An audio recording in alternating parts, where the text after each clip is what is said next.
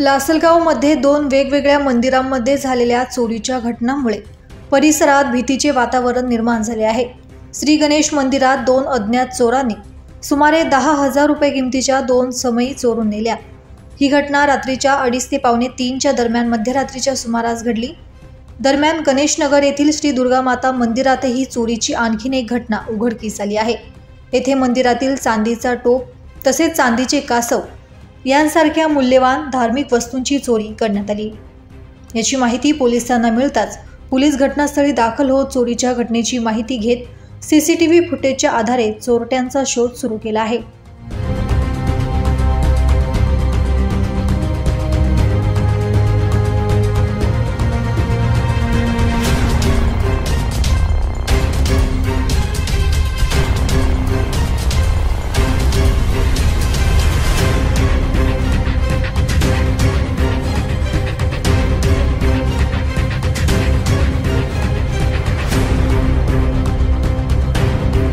Bureau report, Dainik Bhramar, Nashik.